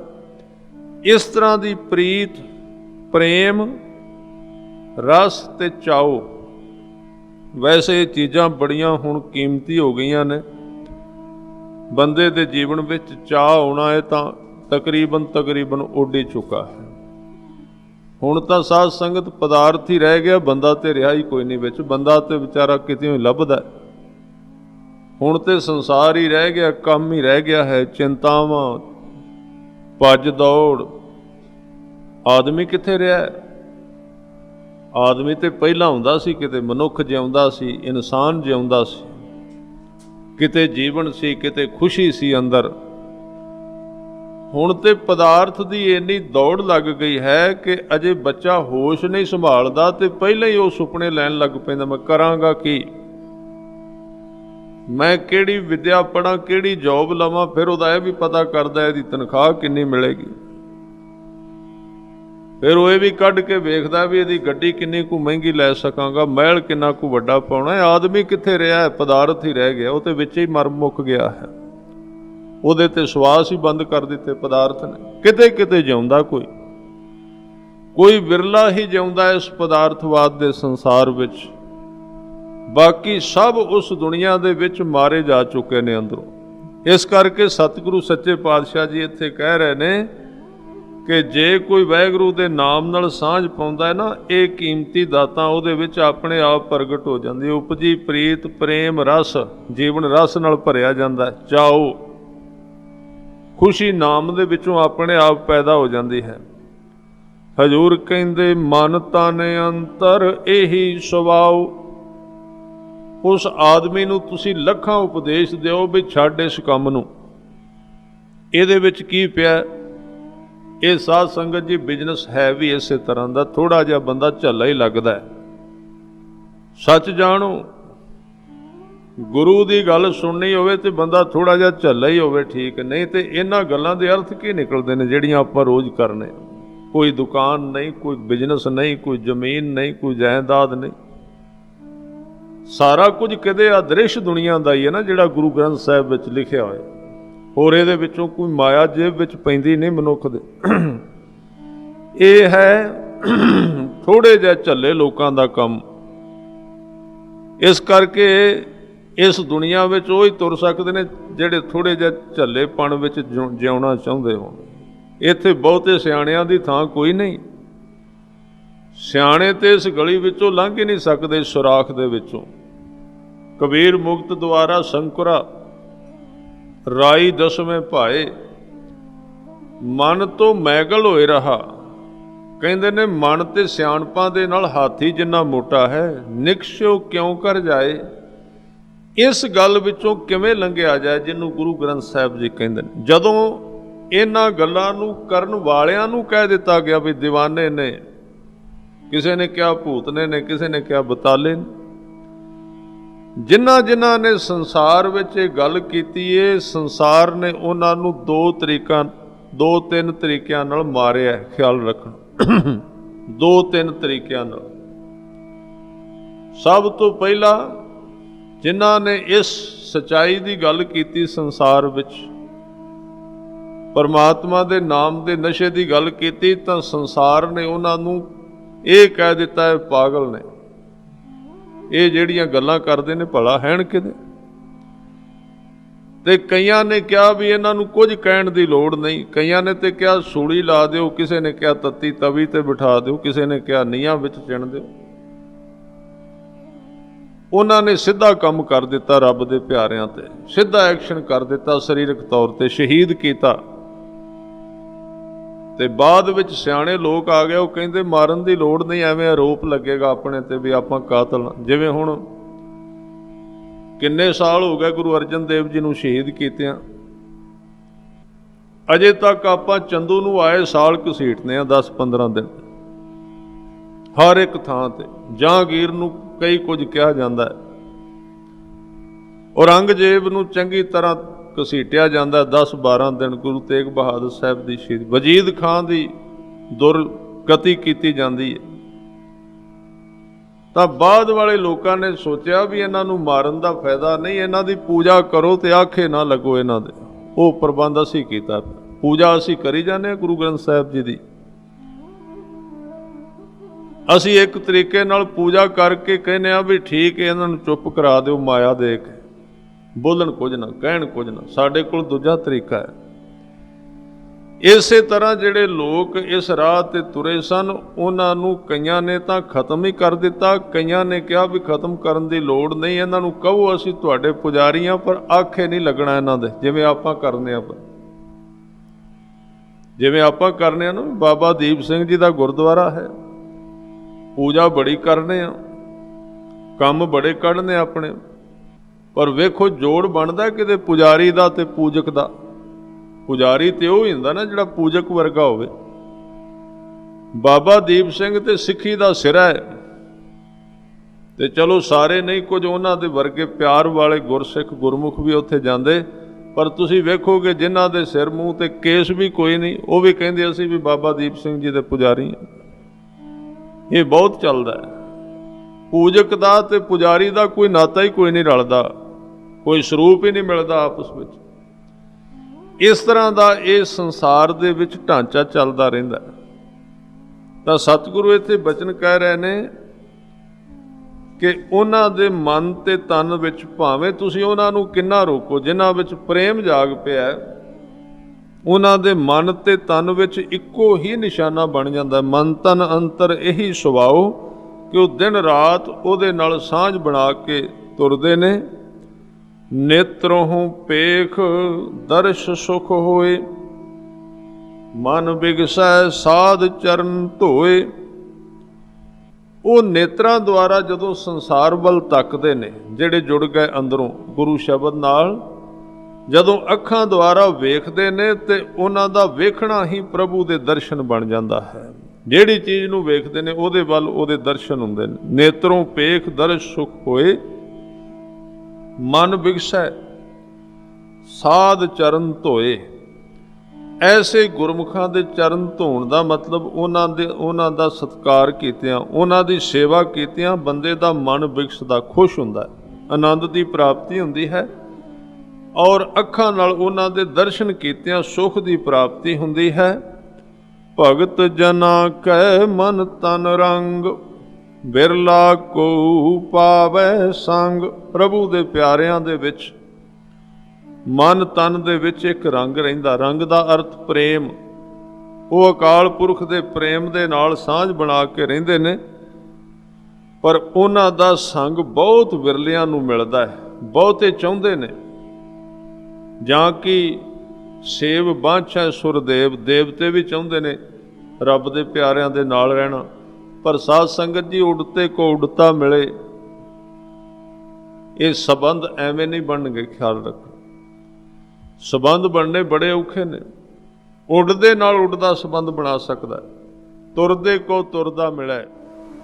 ਇੱਕ ਬੰਦਾ ਦੌੜਦਾ ਹੋਵੇ, ਇੱਕ ਤੁਰਦਾ ਹੋਵੇ, ਸਾਂਝ ਕਿਵੇਂ ਬਣੇਗੀ? ਜਾਂ ਤੇ ਦੌੜਨ ਵਾਲੇ ਨੂੰ ਤੁਰਨਾ ਪਏਗਾ ਜਾਂ ਤੁਰਨ ਵਾਲੇ ਨੂੰ ਦੌੜਨਾ ਪਏਗਾ। ਦੋ ਵਿੱਚੋਂ ਇੱਕ ਕੰਮ ਕਰਨਾ ਪਏਗਾ। ਤੁਰਦੇ ਕੋ ਤੁਰਦਾ ਮਿਲੇ, ਉਡਤੇ ਕੋ ਉਡਤਾ। ਇੱਕ ਜ਼ਮੀਨ ਤੇ ਖੜਾ, ਦੂਜਾ ਉੱਤੇ ਉੱਡੀ ਜਾਂਦਾ, ਸੰਬੰਧ ਕਿਵੇਂ ਬਣੇਗਾ? ਜਿਹੜੇ ਪ੍ਰਭੂ ਦੇ ਪਿਆਰੇ ਨੇ, ਜਿਹੜੀ ਦੁਨੀਆ ਵਿੱਚ ਉਹ ਜਿਉਂਦੇ ਨੇ, ਜੇ ਉਹਨਾਂ ਨਾਲ ਸੰਬੰਧ ਕਰਨਾ ਤੇ ਸਾਨੂੰ ਇਹ ਸੰਸਾਰ ਥੋੜ੍ਹਾ ਜਿਹਾ ਛੱਡ ਕੇ ਜਿਹੜੇ ਸੁਭਾਅ ਵਿੱਚ ਅਸੀਂ ਜਿਉਂਦੇ ਹਾਂ, ਉਹ ਇਸ ਤਰ੍ਹਾਂ ਬਾਹਰਲੀ ਫਾਰਮੈਲਿਟੀ ਤੋਂ ਖੁਸ਼ ਨਹੀਂ ਹੁੰਦੇ। ਉਹ ਕੋਈ ਅੰਦਰ ਦੀ ਦੁਨੀਆ ਹੈ, ਉਹਦੇ ਵਿੱਚ ਜਿਵੇਂ ਹੀ ਸੰਬੰਧ ਬਣਦਾ, ਸੰਪਰਕ ਬਣਦਾ, ਉਸ ਤੋਂ ਬਿਨਾਂ ਨਹੀਂ। ਜਿਵੇਂ ਰੱਬ ਸਿਆਣਪਾਂ ਨਾਲ ਵਸ ਨਹੀਂ ਹੁੰਦਾ ਜਾਂ ਸੋਹਣੇ ਸੋਹਣੇ ਸ਼ਬਦਾਂ ਨਾਲ ਉਹ ਖੁਸ਼ ਨਹੀਂ ਹੁੰਦਾ, ਇਸ ਤਰ੍ਹਾਂ ਉਹਦੇ ਪਿਆਰੇ ਵੀ ਇਹਨਾਂ ਚੀਜ਼ਾਂ ਦੀ ਪਰਵਾਹ ਨਹੀਂ ਕਰਦੇ। ਕੋਈ ਕਿੰਨਾ ਮਿੱਠਾ ਬੋਲਦਾ, ਕਿੰਨੇ ਸੋਹਣੇ ਸ਼ਬਦ ਬੋਲਦਾ ਹੈ। ਇਸ ਤਰ੍ਹਾਂ ਕਹਿੰਦੇ ਕਿ ਉਹਨਾਂ ਦਾ ਸੰਗ ਬਿਰਲਾ ਕੋ, ਬੜੇ ਹੀ ਵਿਰਲੇ ਲੋਕ ਪਾਵੈ ਸੰਗ, ਉਹਨਾਂ ਦੀ ਸੰਗਤ ਨੂੰ ਪ੍ਰਾਪਤ ਕਰਦੇ ਹਨ। ਔਰ ਫਿਰ ਉਹ ਇੱਕੋ ਹੀ ਦਾਤ ਦੀ ਅਰਦਾਸ ਕਰਦੇ ਰਹਿੰਦੇ ਅਕਾਲ ਪੁਰਖ ਦੇ ਚਰਨਾਂ ਵਿੱਚ। ਕਹਿੰਦੇ ਏਕ ਵਸਤ ਦੀਜੈ ਕਰ ਮਇਆ, ਇੱਕ ਵਸਤੂ ਤੁਸੀਂ ਕਿਰਪਾ ਕਰਕੇ ਸਾਨੂੰ ਦਿਓ। ਇੱਥੇ ਨਾਮ ਨੂੰ ਵਸਤੂ ਕਿਹਾ, ਖਿਆਲ ਰੱਖਣਾ। ਵਸਤੂ, ਪਦਾਰਥ, ਇਹ ਸ਼ਬਦ ਆਏ ਨੇ ਨਾਮ ਬਾਰੇ। ਨਾਮ ਪਦਾਰਥ ਨਾਨਕ ਮੰਗੈ, ਏਕ ਵਸਤ ਦੀਜੈ ਕਰ ਮਇਆ, ਵਸਤੂ ਦਿਓ ਮੈਨੂੰ। ਜਦ ਕਿ ਨਾਮ ਕੋਈ ਵਸਤੂ ਨਹੀਂ। ਵਸਤੂ ਦੇ ਅਰਥ ਨੇ ਜਿਵੇਂ ਇੱਕ ਚੀਜ਼ ਆਪਾਂ ਦੂਜੇ ਨੂੰ ਫੜਾਉਂਦੇ ਉਹਨੂੰ ਵਸਤੂ ਕਹਿੰਦੇ ਨੇ। ਪਦਾਰਥ ਉਹਨੂੰ ਕਹਿੰਦੇ ਆ ਜਿਵੇਂ ਕੋਈ ਚੀਜ਼ ਆਪਾਂ ਹੱਥਾਂ ਵਿੱਚ ਫੜ ਕੇ ਦੂਜੇ ਨੂੰ ਪਕੜਾਈ ਦੀ, ਪਰ ਨਾਮ ਤੇ ਹੱਥਾਂ ਵਿੱਚ ਫੜਿਆ ਨਹੀਂ ਜਾਂਦਾ। ਨਾਮ ਤੇ ਵਸਤੂ ਹੈ ਨਹੀਂ, ਨਾ ਉਹ ਪਦਾਰਥ ਹੈ। ਇਹ ਕਿਉਂ ਕਹਿਣਾ ਪਿਆ? ਇਹ ਗੁਰੂ ਸਾਹਿਬ ਦੀ ਮਜਬੂਰੀ ਸੀ, ਕਿਉਂਕਿ ਜਿਹੜੇ ਜਪਣ ਵਾਲੇ ਵੀ ਨੇ ਨਾ ਸਾਡੇ ਵਰਗੇ, ਉਹ ਵੀ ਨਾਮ ਨੂੰ ਇੱਕ ਅੱਖਰਾਂ ਦਾ ਜੋੜ ਹੀ ਮੰਨ ਲੈਂਦੇ ਨੇ। ਇੱਕ ਕਲਪਨਾ ਕਰ ਲੈਂਦੇ, ਨਾਮ ਹੁੰਦਾ ਹੈ ਜੀ, ਜਪੀ ਜਾਂਦੇ ਹਾਂ ਜੀ, ਬੋਲੀ ਜਾਂਦੇ ਹਾਂ, ਯਾਦ ਹੋ ਜਾਂਦਾ ਹੈ, ਤੁਕਾਂ ਅਸੀਂ ਪੜ੍ਹੀ ਜਾਂਦੇ ਹਾਂ, ਪਰ ਉਹਦੇ ਇੱਕ ਅੰਦਰੂਨੀ ਵਜੂਦ ਨੂੰ ਅਸੀਂ ਜਾਣਨ ਦਾ ਯਤਨ ਨਹੀਂ ਕਰਦੇ ਕਿ ਉਹਦੀ ਇੱਕ ਹੋਂਦ ਹੈ, ਉਹ ਇੱਕ ਪਦਾਰਥ ਵਰਗਾ ਹੈ, ਉਹ ਇੱਕ ਤੱਤ ਹੈ। ਅਸੀਂ ਉੱਥੇ ਹੀ ਰੁਕ ਜਾਂਦੇ ਹਾਂ, ਸਿਰਫ ਬਾਹਰਲੇ ਵਿਖਿਆਨ ਤੇ ਖੜੇ ਹੋ ਜਾਂਦੇ ਹਾਂ, ਲਗਾ ਮਾਤਰਾ ਤੱਕ ਸੀਮਤ ਰਹਿ ਜਾਂਦੇ ਹਾਂ। ਉਸ ਭਰਮ ਗੜ੍ਹ ਨੂੰ ਤੋੜਨ ਵਾਸਤੇ ਗੁਰੂ ਅਰਜਨ ਦੇਵ ਜੀ ਨੂੰ ਕਹਿਣਾ ਪਿਆ, ਭਾਈ ਨਾਮ ਕੱਲੇ ਅੱਖਰ ਨਹੀਂ, ਨਾਮ ਇੱਕ ਪਦਾਰਥ ਹੈ। ਹਰ ਨਾਮ ਪਦਾਰਥ ਨਾਨਕ ਮੰਗੈ, ਏਕ ਵਸਤ ਦੀਜੈ ਕਰ ਮਇਆ। ਇੱਕ ਵਸਤੂ ਜਿਹਨੂੰ ਗੁਰੂ ਨਾਨਕ ਸਾਹਿਬ ਕਹਿੰਦੇ ਏਕ ਚੀਜ਼ ਮੁਝੈ ਦੇ। ਇਹ ਬਾਣੀ ਵਿੱਚ ਸ਼ਬਦ ਆਏ ਨੇ, ਚੀਜ਼ ਸ਼ਬਦ ਬੜਾ ਪੁਰਾਣਾ ਹੈ। ਕਹਿੰਦੇ ਏਕ ਚੀਜ਼ ਮੁਝੈ ਦੇ, ਅਵਰ ਜ਼ਹਿਰ ਚੀਜ਼ ਮੁਝੈ ਨਾ ਭਾਵੈ। ਹੋਰ ਚੀਜ਼ਾਂ ਮੈਨੂੰ ਨਹੀਂ ਚੰਗੀਆਂ ਲੱਗਦੀਆਂ। ਇਹ ਚੀਜ਼ਾਂ, ਚੀਜ਼ ਸ਼ਬਦ, ਵਸਤੂ ਸ਼ਬਦ, ਪਦਾਰਥ ਸ਼ਬਦ ਤਾਂ ਕਿਹਾ ਹੈ ਕਿ ਜਿਹੜਾ ਇਹਨੂੰ ਜਪ ਰਿਹਾ ਕਿਤੇ ਆਪਣਾ ਸਮਾਂ ਨਾ ਗਵਾਈ ਜਾਏ। ਉਹ ਇੱਕ ਚੀਜ਼ ਦੀ ਖੋਜ ਕਰੇ, ਇੱਕ ਵਸਤੂ ਦੀ ਖੋਜ ਕਰੇ। ਨਾਮ ਇੱਕ ਜਿਉਂਦੀ ਜਾਗਦੀ ਹੋਂਦ ਹੈ, ਇੱਕ ਤਰੰਗ ਹੈ ਉਹਦੀ, ਤੇ ਉਹਦਾ ਵਰਣਨ ਕਰ ਰਹੇ ਨੇ। ਏਕ ਵਸਤ ਦੀਜੈ ਕਰ ਮਇਆ, ਕਿਰਪਾ ਕਰਕੇ ਇੱਕ ਵਸਤੂ ਦੀ ਦਾਤ ਬਖਸ਼ਿਸ਼ ਕਰੋ। ਉਹ ਦਾਤ ਕਿਹੜੀ ਹੈ? ਕਹਿੰਦੇ ਗੁਰ ਪ੍ਰਸਾਦ ਨਾਮ ਜਪ ਲਿਆ। ਗੁਰੂ ਦੀ ਕਿਰਪਾ ਦੁਆਰਾ ਉਸ ਨਾਮ ਨੂੰ ਜਪਿਆ ਜੋ ਗੁਰੂ ਸਾਹਿਬ ਨੇ ਬਖਸ਼ਿਸ਼ ਕੀਤਾ। ਬੋਲਣ ਵਾਲਾ ਨਾਮ, ਲਿਖਿਆ ਹੋਇਆ ਨਾਮ, ਉਹਨੂੰ ਜਪਿਆ ਤਾਂ ਕਿ ਉਪਮਾ ਕਹੀ ਨਾ ਜਾਏ, ਨਾਨਕ ਰਹਿਆ ਸਰਬ ਸਮਾਏ। ਕਹਿੰਦੇ ਜਦੋਂ ਉਹਨੂੰ ਜਪਿਆ ਨਾ ਵਾਹਿਗੁਰੂ ਦੇ ਨਾਮ ਨੂੰ, ਪਹਿਲਾਂ ਤੇ ਸੋਚਿਆ ਸੀ ਰਾਮ ਰਾਮ ਕਰਤਾ ਸਭ ਜਗ ਫਿਰੈ, ਇਹ ਨਾਮ ਹੀ ਇਹ ਸਾਡੇ ਬਜ਼ੁਰਗ ਜਪਦੇ ਰਹੇ, ਚਲੋ ਆਪਾਂ ਵੀ ਉੱਠਦੇ ਬਹਿੰਦੇ ਵਾਹਿਗੁਰੂ ਕਹਿ ਦਈਏ। ਪਰ ਜਦੋਂ ਕਹਿੰਦੇ ਪੂਰੀ ਤਰ੍ਹਾਂ ਪ੍ਰੋਪਰ ਤਰਤੀਬ ਵਿੱਚ ਇਹਨੂੰ ਜਪਿਆ ਤਾਂ ਉਹਦੇ ਵਿੱਚੋਂ ਹੈਰਾਨਗੀ ਭਰਿਆ ਇੱਕ ਖੁਲਾਸਾ ਹੋਇਆ। ਉਹ ਕੀ? ਤਾਂ ਕਿ ਉਪਮਾ ਕਹੀ ਨਾ ਜਾਏ, ਨਾਨਕ ਰਹਿਆ ਸਰਬ ਸਮਾਏ। ਉਹ ਨਾਮ ਤੇ ਸਾਰਿਆਂ ਦੇ ਵਿੱਚ ਸਮਾਇਆ ਹੋਇਆ ਦਿਸ ਪਿਆ, ਸਾਰਿਆਂ ਵਿੱਚ, ਆਕਾਸ਼ ਵਿੱਚ, ਪਤਾਲ ਵਿੱਚ, ਧਰਤੀ ਵਿੱਚ, ਮਨੁੱਖਾਂ ਵਿੱਚ, ਰੁੱਖਾਂ ਵਿੱਚ, ਸਾਰਿਆਂ ਦੇ ਵਿੱਚ ਰਹਿਆ ਸਮਾਏ। ਪ੍ਰਭ ਬਖਸ਼ੰਦ ਦੀਨ ਦਇਆਲ, ਭਗਤ ਵਛਲ ਸਦਾ ਕਿਰਪਾਲ। ਆ ਜਿਹੜੇ ਹੁਣ 7 ਨੰਬਰ ਅੰਕ ਵਿੱਚ ਨਾਮ ਆਉਣਗੇ ਨਾ, ਇਹ ਸਾਰੇ ਰੱਬ ਦੇ ਨਾਮ ਨੇ। ਇਹਨਾਂ ਨੂੰ ਕਹਿੰਦੇ ਨੇ ਕੀਰਤਮ ਨਾਮ। 7 ਨਾਮ ਹੋਰ ਹੈ। ਇਹਨੂੰ ਗੁਰੂ ਸਾਹਿਬ ਨੇ ਕਿਹਾ ਕੀਰਤਮ ਨਾਮ ਕਥੇ ਤੇਰੇ ਜੇਬਾ। ਕੀਰਤਮ ਨਾਮ ਜਿਹੜੇ ਨੇ ਨਾ, ਇਹ ਜੇਬਾ ਨਾਲ ਬੋਲੇ ਜਾ ਸਕਦੇ ਨੇ, ਪਰ ਸਤਨਾਮ ਤੇਰਾ ਪਰਾ ਪੁਰਬਲਾ। ਧਿਆਨ ਦੇਣਾ, ਸਤਨਾਮ ਜਿਹੜਾ ਨਾ ਉਹ ਰਸਨਾ ਨਾਲ ਸੰਬੰਧਿਤ ਨਹੀਂ ਹੈ, ਉਹ ਪਰਾ ਪੁਰਬਲਾ। ਪਰਾ ਦਾ ਅਰਥ ਹੈ ਭਾਸ਼ਾ ਤੋਂ ਪਰਾਂ ਹੈ, ਉਹ ਪੁਰਬਲਾ ਉਹ ਪਹਿਲਾਂ ਦਾ ਹੀ ਹੈ। ਪੁਰਬਲਾ ਦਾ ਅਰਥ ਜਿਵੇਂ ਆਪਾਂ ਕਹਿੰਦੇ ਹਾਂ ਸੂਰਜ ਕਿੱਥੋਂ ਉੱਗਦਾ, ਜਿੱਧਰੋਂ ਸੂਰਜ ਉੱਗੇ ਉਹਨੂੰ ਕੀ ਕਹਿੰਦੇ ਨੇ? ਉਹਨੂੰ ਕਹਿੰਦੇ ਪੂਰਬ, ਪੂਰਬ ਤੋਂ ਉੱਗਿਆ, ਪਹਿਲੀ ਦਿਸ਼ਾ। ਜਿਹੜਾ ਸਤਨਾਮ ਹੈ ਨਾ, ਉਹ ਪਰਾ ਪੁਰਬਲਾ, ਉਹ ਉੱਥੇ ਹੈ ਜਿੱਥੋਂ ਸ਼ਬਦ ਆਰੰਭ ਹੁੰਦਾ ਹੈ, ਜਿੱਥੋਂ ਸੂਰਜ ਉੱਗਦਾ ਹੈ। ਕਿੱਥੋਂ ਉੱਗਦਾ ਹੈ ਸ਼ਬਦ? ਪੈਦਾ ਕਿੱਥੋਂ ਹੁੰਦਾ? ਗੰਗ ਜਮਨ ਕੇ ਅੰਤਰੇ ਸਹਿਜ ਸੁਣ ਕੇ ਘਾਟ, ਤਹਾਂ ਕਬੀਰੇ ਮਟ ਕੀਆ ਖੋਜਤ ਮੁਨ ਜਨ ਬਾਟ। ਆ ਸਾਰੇ ਉਹਨੂੰ ਤੇ ਲੱਭਦੇ ਫਿਰਦੇ ਕਿੱਥੋਂ ਪੈਦਾ ਹੁੰਦਾ ਉਹ ਨਾਮ, ਪਰਾ ਪੁਰਬਲਾ। ਇਸ ਕਰਕੇ ਸਿਆਣਿਆਂ ਨੇ ਉਸ ਥਾਂ ਦਾ ਨਾਮ ਦੇ ਦਿੱਤਾ ਪਰਾ ਬਾਣੀ। ਪਰਾ ਬਾਣੀ, ਪਰਾ ਬਾਣੀ ਵਿੱਚੋਂ ਪੈਦਾ ਹੁੰਦਾ ਉਹ ਨਾਮ, ਜਿੱਥੋਂ ਸ਼ਬਦ ਉੱਗਦਾ ਹੈ, ਸ਼ੁਰੂ ਹੁੰਦਾ ਹੈ। ਇਹਦੇ ਤੋਂ ਅੱਗੇ ਜਪਣ ਵਾਲੇ ਆਪ ਵੇਖ ਸਕਦੇ ਨੇ ਕਿ ਉਹ ਕਿੱਥੇ ਹੈ। ਇਸ ਕਰਕੇ ਕਹਿੰਦੇ ਅੱਗੇ ਜਿੰਨੇ ਹੋਣਗੇ ਇਹ ਨਾਮ ਕੀਰਤਮ ਨੇ, ਉਹਦੇ ਸੁਭਾਅ ਤੋਂ, ਉਹਦੇ ਕੰਮਾਂ ਤੋਂ ਪਏ ਨੇ। ਸਤਨਾਮ ਇਹਨਾਂ ਤੋਂ ਵੱਖਰਾ ਹੈ, ਯਾਨੀ ਕਿ ਸਤਨਾਮ ਦੇ ਵਿੱਚੋਂ ਹੀ ਇਹ ਸਾਰੇ ਨਾਮ ਪੈਦਾ ਹੋਏ ਨੇ। ਸਤਨਾਮ ਤੇਰਾ ਪਰਾ ਪੁਰਬਲਾ, ਇਹਨਾਂ ਸਾਰੇ ਨਾਮਾਂ ਦਾ ਮੁੱਢ ਉਹ ਹੈ। ਤੇ ਕੀਰਤਮ ਨਾਮ ਕਥੇ ਤੇਰੇ ਜੇਬਾ।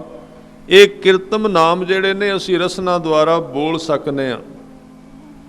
ਇਹਨਾਂ ਦਾ ਖੁਲਾਸਾ ਗੁਰੂ ਅਰਜਨ ਦੇਵ ਸੱਚੇ ਪਾਤਸ਼ਾਹ ਜੀ ਇੱਥੇ ਕਰਦੇ, ਕਹਿੰਦੇ ਪ੍ਰਭ, ਇਹ ਉਹਦਾ ਕੀਰਤਮ ਨਾਮ ਹੈ। ਪ੍ਰਭ ਵਾਰ-ਵਾਰ ਆਏਗਾ ਬਾਣੀ ਵਿੱਚ। ਪ੍ਰਭ ਸ਼ਬਦ ਦਾ ਕੀ ਅਰਥ ਹੈ? ਪ੍ਰਭ ਅਰਥ ਦਾ ਅਰਥ ਹੈ ਕਿ ਜੇ ਤੁਸੀਂ ਉਹਨੂੰ ਪਿਆਰ ਕਰੋਗੇ ਨਾ, ਉਹਦਾ ਨਾਮ ਜਪੋਗੇ, ਤੇ ਤੁਹਾਨੂੰ ਪ੍ਰਭਤਾ ਮਿਲੇਗੀ। ਪ੍ਰਭਤਾ ਦੇ ਅਰਥ ਨੇ ਵਡਿਆਈ ਮਿਲੇਗੀ, ਪ੍ਰਭਤਾ ਮਿਲੇਗੀ ਸੰਸਾਰ 'ਚ। ਆ ਗੁਰੂ ਗ੍ਰੰਥ ਸਾਹਿਬ ਜੀ ਦੇ ਵਿੱਚ ਜਿੰਨੇ ਭਗਤ ਆਏ ਨੇ, ਇਹਨਾਂ ਦਾ ਮੁੱਢਲਾ ਜੀਵਨ ਪੜ੍ਹ ਕੇ ਵੇਖੋ ਕਿੰਨੀ ਕੁ ਪ੍ਰਭਤਾ ਸੀ। ਜਦੋਂ ਨਾਮ ਜਪਿਆ ਕਿੰਨੀ ਪ੍ਰਭਤਾ ਮਿਲੀ, ਝੁਕ ਗਿਆ ਸੰਸਾਰ ਅੱਗੇ।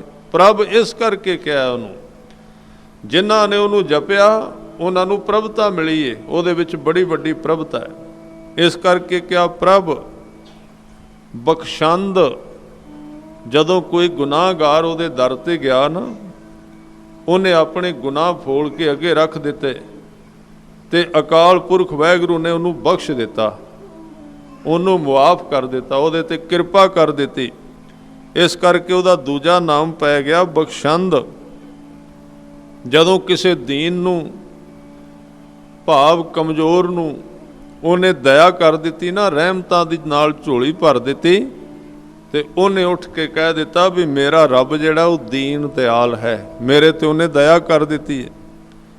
ਜੇ ਕਿਸੇ ਮਨੁੱਖ ਨੇ ਉਹਦੀ ਭਗਤੀ ਕੀਤੀ ਤੇ ਭਗਤੀ ਤੋਂ ਪ੍ਰਸੰਨ ਹੋ ਕੇ ਉਹਨੇ ਕਿਰਪਾ ਕਰ ਦਿੱਤੀ, ਤੇ ਉਹਨੇ ਉੱਠ ਕੇ ਕਹਿ ਦਿੱਤਾ ਭਗਤ ਵਛਲ।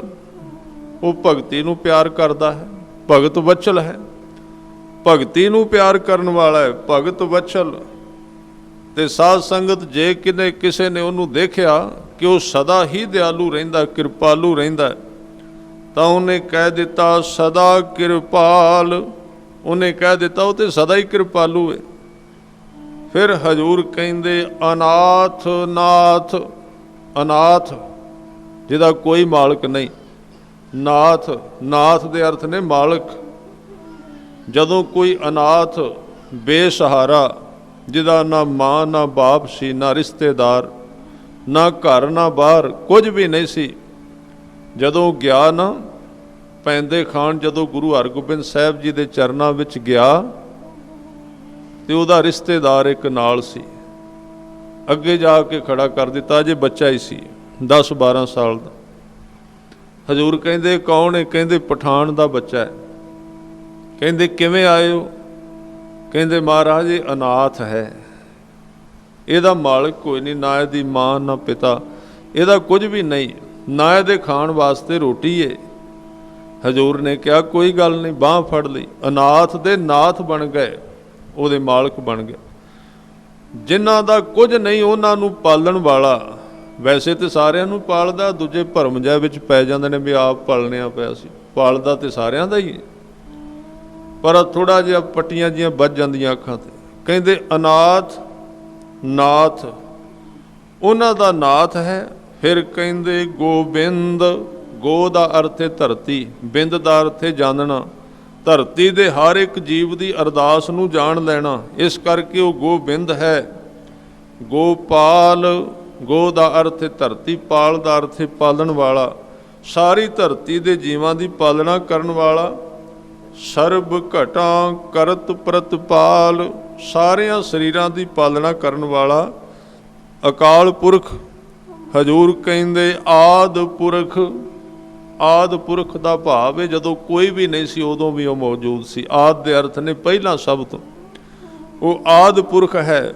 ਫਿਰ ਕਹਿੰਦੇ ਕਾਰਨ ਕਰਤਾਰ, ਜਦੋਂ ਉਹਨੇ ਕਿਸੇ ਤੇ ਕਿਰਪਾ ਕਰਨੀ ਹੁੰਦੀ ਨਾ, ਰਹਿਮਤ ਕਰਨੀ ਹੁੰਦੀ ਹੈ, ਉਹ ਫਿਰ ਉਹਦੀ ਜ਼ਿੰਦਗੀ ਵਿੱਚ ਕੋਈ ਨਾ ਕੋਈ ਕਾਰਨ ਵਰਤਾਉਂਦਾ ਹੈ। ਕਈ ਵਾਰੀ ਕਈ ਗੁਰਮੁਖ ਪਿਆਰੇ ਬੜੇ ਦੌੜਦੇ ਭੱਜਦੇ ਨੇ, ਦੁਖੀ ਹੁੰਦੇ, ਆਹ ਹੋ ਗਿਆ ਜੀ, ਉਹ ਹੋ ਗਿਆ, ਬਹੁਤ ਕੰਮ ਖਰਾਬ ਹੋ ਗਿਆ। ਉਹਨਾਂ ਨੂੰ ਪਤਾ ਨਹੀਂ ਲੱਗਦਾ ਵੀ ਇਹ ਕਾਰਨ ਵਰਤਾਇਆ ਗਿਆ, ਤੂੰ ਗੁਰੂ ਕੋਲ ਆਏ ਤਾਂ ਜੇ ਕਾਰਨ ਵਰਤਿਆ। ਤੇ ਯਾਦ ਰੱਖੋ ਭਰਤਰੀ ਚੱਕਰਵਰਤੀ ਰਾਜਾ ਸੀ, ਵੈਰਾਗੀ ਕਿਉਂ ਹੋਇਆ? ਕਾਰਨ ਵਰਤਿਆ। ਕਾਰਨ ਤੋਂ ਬਿਨਾਂ ਕਿਵੇਂ ਵੈਰਾਗੀ ਹੁੰਦਾ? ਉਹ ਜਿਸ ਥਾਂ ਤੇ ਡੁੱਬਾ ਹੋਇਆ ਸੀ ਉੱਥੋਂ ਕੱਢਣ ਵਾਸਤੇ ਰੱਬ ਨੇ ਕਾਰਨ ਵਰਤਾ ਦਿੱਤਾ। ਜਦੋਂ ਸਾਡੀ ਜ਼ਿੰਦਗੀ ਵਿੱਚ ਕੋਈ ਨਾ ਕੋਈ ਹਲਚਲ ਹੁੰਦੀ ਨਾ, ਕੋਈ ਨਾ ਕੋਈ ਇੱਧਰ ਉੱਧਰ ਵਾਪਰਦਾ, ਅਸੀਂ ਕਈ ਵਾਰੀ ਸੋਚਦੇ ਹਾਂ ਪਤਾ ਨਹੀਂ ਇਹ ਕਿਉਂ ਹੈ। ਇਹ ਗੁਰੂ ਦਾ ਕਾਰਨ ਹੁੰਦਾ, ਪਰਮਾਤਮਾ ਦਾ। ਉਹ ਜਿਸ ਬੰਦੇ ਤੇ, ਜਿਸ ਆਦਮੀ ਨੂੰ ਆਪਣੇ ਨੇੜੇ ਲਿਆਉਣਾ ਚਾਹੁੰਦਾ ਹੈ ਨਾ, ਉਹਨੂੰ ਫਿਰ ਆ ਪਿੱਛੇ ਜੇ ਇੱਕ ਸੱਜਣ ਮਿਲੇ, ਕਹਿਣ ਲੱਗੇ ਜਿਹਨੂੰ ਰੱਬ ਆਪਣੇ ਨੇੜੇ ਲਿਆਉਣਾ ਚਾਹੁੰਦਾ ਉਹਨੂੰ ਸਾਰੇ ਆਪਣਿਆਂ ਤੋਂ ਚਬੇੜਾ ਪਹਿਲਾਂ ਉਹ ਖਵਾਉਂਦਾ ਹੈ, ਸਾਰਿਆਂ ਤੋਂ ਦੂਰ ਕਰ ਦਿੰਦਾ, ਕੱਲਾ ਕੱਲਾ ਕਰਕੇ। ਐਸੇ ਧੱਕੇ ਉਸ ਨੂੰ ਪੈਣਗੇ ਸੰਸਾਰ ਵਿੱਚੋਂ। ਯਾਦ ਰੱਖੋ ਜੇ ਧਰੂ ਨੂੰ ਉਹਦੀ ਮਤਰੇਈ ਮਾਂ ਪਿਤਾ ਦੀ ਗੋਦ ਵਿੱਚੋਂ ਖਿੱਚ ਕੇ ਬਾਹਰ ਨਾ ਸਿੱਟਦੀ, ਅਸੀਂ ਕਹਿ ਤਾਂ ਦਿੰਦੇ ਉਹਨੇ ਪਾਪ ਕੀਤਾ। ਜੇ ਧਰੂ ਭਗਤ ਦੀ ਮਤਰੇਈ ਮਾਂ ਕਿਤੇ ਤਰਸ ਕਰ ਜਾਂਦੀ ਵੀ ਕੋਈ ਗੱਲ ਨਹੀਂ, ਬੱਚਾ ਹੈ, ਬੈਠਾ ਬਾਪ ਦੀ ਗੋਦ ਵਿੱਚ, ਬੈਠਾ ਰਹੇ। ਸਾਧ ਸੰਗਤ ਜੀ, ਧਰੂ ਭਗਤ ਨੇ ਕਦੀ ਨਹੀਂ ਸੀ ਭਗਤੀ ਕਰਨੀ, ਉੱਥੇ ਬੈਠ ਜਾਣਾ ਸੀ। ਉਹ ਖਿੱਚਣਾ ਹੀ ਭਗਤੀ ਦਾ ਕਾਰਨ ਬਣਿਆ। ਭਾਵੇਂ ਕਿ ਉਸ ਵੇਲੇ ਧਰੂ ਨੂੰ ਬੜਾ ਦੁੱਖ ਹੋਇਆ, ਰੋਇਆ ਵੀ, ਮਾਂ ਨੂੰ ਵੀ ਕਿਹਾ ਵੀ ਇਹ ਕੀ ਕਾਰਨ ਹੈ। ਪਰ ਜਦੋਂ ਪਰਤ ਕੇ ਧਰੂ ਨੂੰ ਰਾਜ ਮਿਲਿਆ ਨਾ, ਉਹਨਾਂ ਨੇ ਉਸ ਮਤਰੇਈ ਮਾਂ ਨੂੰ ਕਿਹਾ ਵੀ ਤੂੰ ਮੇਰੇ ਕਾਰਨ ਬਣੀ ਮੇਰੀ ਭਗਤੀ ਦਾ, ਤੇਰੇ ਕਰਕੇ ਮੈਂ ਭਗਤੀ ਕੀਤੀ। ਜੇ ਤੂੰ ਨਾ ਖਿੱਚ ਕੇ ਵਗਾਉਂਦੀ ਮੈਂ ਕਿੱਥੇ ਜਾਣਾ ਸੀ, ਇੱਥੇ ਆਰਾਮ ਕਰਨਾ ਸੀ। ਇਹ ਕਾਰਨ ਬਣਦਾ ਹੈ। ਇਸ ਕਰਕੇ ਉਸ ਵਾਹਿਗੁਰੂ ਨੂੰ ਜਦੋਂ ਕਈਆਂ ਤੇ ਕਾਰਨ ਵਾਪਰਿਆ ਨਾ, ਤੇ ਉਹਨਾਂ ਨੇ ਕਹਿ ਦਿੱਤਾ ਕਾਰਨ ਕਰਤਾਰ, ਤੂੰ ਕਰਤਾ ਹੈ, ਕਰਤਾਰ ਹੈ। ਤੇ ਐਸੇ ਕਾਰਨ ਬਣਾ ਦਿੰਦਾ ਹੈ ਕਿ ਮਨੁੱਖ ਨੂੰ ਪਤਾ ਹੀ ਨਹੀਂ ਲੱਗਦਾ, ਉਹਨੂੰ ਆਪਣੇ ਵੱਲ ਖਿੱਚ ਲੈਣਾ ਹੈ। ਇਹ ਉਹਦੇ ਨਾਮ ਨੇ। ਫਿਰ ਕਹਿੰਦੇ ਭਗਤ ਜਨਾ ਕੇ ਪ੍ਰਾਨ ਆਧਾਰ। ਇਹ ਤਾਂ ਹੁਣ ਬਹੁਤਾ ਨਜ਼ਦੀਕੀ ਵਾਲਾ ਗੁਣ ਹੈ ਨਾ, ਕਿ ਰੱਬ ਦੇ ਪਿਆਰਿਆਂ ਦੀ ਉਹ ਜਿੰਦ ਹੁੰਦਾ ਹੈ, ਉਹਨਾਂ ਦੀ ਜਾਨ ਬਣ ਜਾਂਦਾ ਹੈ। ਸਤਿਗੁਰੂ ਕਲਗੀਆਂ ਵਾਲੇ ਪਾਤਸ਼ਾਹ ਨੇ ਕਿਹਾ ਨਾ ਵੀ ਜਿਹੜਾ ਖਾਲਸਾ ਹੈ ਨਾ ਉਹ ਮੇਰੀ ਜਾਨ ਨਹੀਂ ਇਕੱਲੀ, ਉਹ ਉਦੋਂ ਵੀ ਅੱਗੇ ਚਲੇ ਗਿਆ। ਵੇਖੋ ਖਾਲਸੇ ਨੂੰ ਕਿੰਨਾ ਪਿਆਰ ਕੀਤਾ ਗੁਰੂ ਗੋਬਿੰਦ ਸਿੰਘ ਮਹਾਰਾਜ। ਅਸੀਂ ਕਹਿੰਦੇ ਹਾਂ ਗੁਰੂ ਗੋਬਿੰਦ ਸਿੰਘ ਮਹਾਰਾਜ ਕਿੱਥੇ ਮਿਲਣਗੇ? ਉਹ ਕਹਿੰਦੇ ਤੂੰ ਮੇਰੀ ਜਾਨ ਦੀ ਜਾਨ ਹੈ। ਖਾਲਸਾ ਮੇਰੋ ਪਿੰਡ ਪ੍ਰਾਣ, ਕਹਿੰਦੇ ਤੂੰ ਮੇਰਾ ਸਰੀਰ ਹੈ। ਖਾਲਸਾ ਮੇਰੋ ਪਿੰਡ ਪ੍ਰਾਣ, ਪ੍ਰਾਣ ਦਾ ਅਰਥ ਹੈ ਜਿੰਦ। ਇਹਦਾ ਮਤਲਬ ਖਾਲਸਾ ਗੁਰੂ ਗੋਬਿੰਦ ਸਿੰਘ ਜੀ ਜਿੰਦ ਹੈ ਤੇ ਉਹਦਾ ਸਰੀਰ ਹੈ। ਆਪਾਂ ਗੁਰੂ ਗੋਬਿੰਦ ਸਿੰਘ ਨੂੰ ਲੱਭਦੇ ਫਿਰਨੇ ਆ। ਉਹ ਕਹਿੰਦੇ ਵੀ ਆ ਜਿਹੜਾ ਤੇਰਾ ਸਰੀਰ ਹੈ ਤੇਰਾ ਨਹੀਂ, ਇਹ ਮੇਰਾ ਹੈ। ਪਰ ਇਹ ਸਰੀਰ ਗੁਰੂ ਗੋਬਿੰਦ ਸਿੰਘ ਜੀ ਦੇ ਅਨੁਸਾਰ ਚੱਲੇ।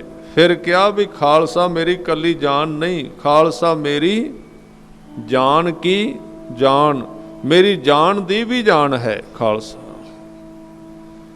ਇਹ ਸ਼ਬਦ ਬਹੁਤ ਹੀ ਗਹਿਰੇ ਨੇ, ਬਹੁਤ ਅੰਦਰ ਦੇ ਧੁਰੇ ਤੋਂ ਉਚਾਰੇ ਗਏ ਨੇ। ਇਸ ਕਰਕੇ ਕਹਿੰਦੇ ਰੱਬ ਦੇ ਪਿਆਰਿਆਂ ਦੇ ਉਹ ਪ੍ਰਾਣ ਹੈ, ਪ੍ਰਾਣ ਆਧਾਰ। ਸਤਿਗੁਰੂ ਕਹਿੰਦੇ ਜੋ ਜੋ ਜਪੈ ਸੋ ਹੋਏ ਪੁਨੀਤ। ਜਿਹੜੇ ਲੋਕ ਉਹਨੂੰ ਜਪਦੇ ਨੇ ਉਹਨਾਂ ਦਾ ਅੰਦਰਲਾ ਮਨ ਪਵਿੱਤਰ ਹੋ ਜਾਂਦਾ ਔਰ ਜੀਵਨ ਪਵਿੱਤਰ ਹੋ ਜਾਂਦਾ ਹੈ, ਸਰੀਰ ਪਵਿੱਤਰ ਹੋ ਜਾਂਦਾ ਹੈ, ਪੁਨੀਤ ਹੋ ਜਾਂਦਾ ਹੈ। ਭਗਤ ਭਾਏ ਲਾਵੈ ਮਨ ਹੀਤ। ਜੇ ਕੋਈ ਮਨ ਵਿੱਚ ਭਗਤ ਭਾਵਨਾ ਕਰਕੇ, ਮਨ ਵਿੱਚ ਹਿੱਤ ਕਰਕੇ ਉਸ ਨੂੰ ਯਾਦ ਕਰਦਾ ਤੇ ਉਹ ਪਵਿੱਤਰ ਹੋ ਜਾਂਦਾ ਹੈ।